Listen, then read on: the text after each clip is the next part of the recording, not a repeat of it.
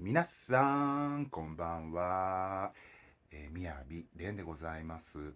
本日も、みやびれんの、音楽の成長記録の、ようこそでございます。はい、シンガーソングライターになる夢を、までの、成長記録でございます。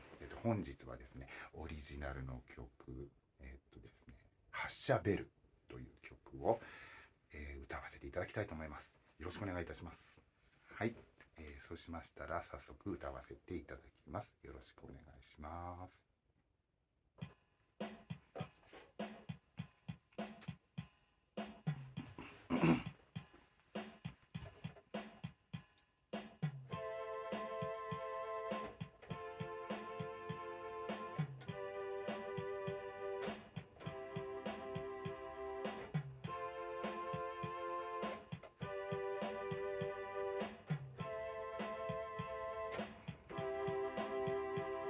あの列車を何度も乗り逃がしていた列車の行き先は戸田駅。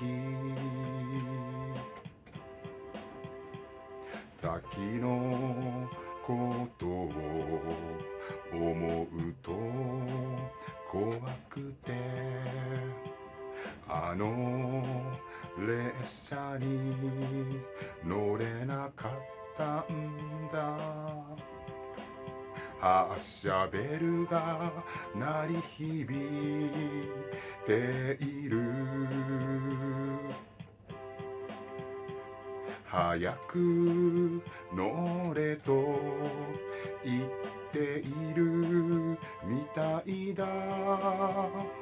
発車ベルが鳴り響いている。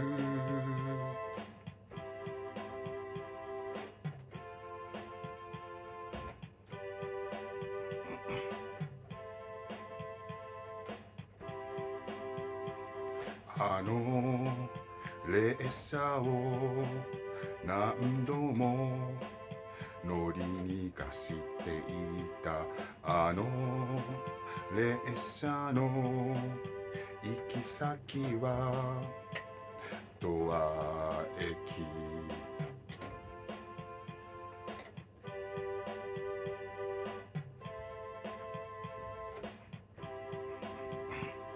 考えてばかりいないで行動に移そう。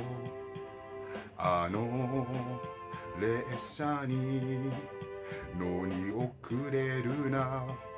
今度こそは発車ベルが鳴り響いている。早く乗れと言ってるみたいだ。発車ベルが鳴り響いている。早く乗れと言ってるみたいだ。発車ベルが鳴り響いている。早く乗れと言ってるみたいだ。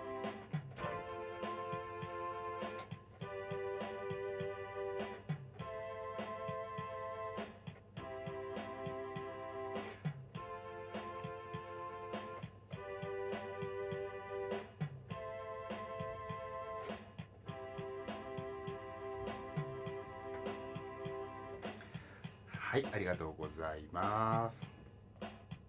以上が、発射ベルでございました。ありがとうございます。今日も楽しく歌うことができました。はい。